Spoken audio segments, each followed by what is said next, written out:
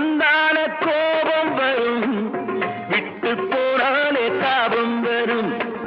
கிட்ட வந்தான கோபம் வரும், விட்டு போனாலே தாபம் வரும். கத்தி தள்ளாடும் தங்கக்கூடம் வந்து சேராதோ அந்த புறம்.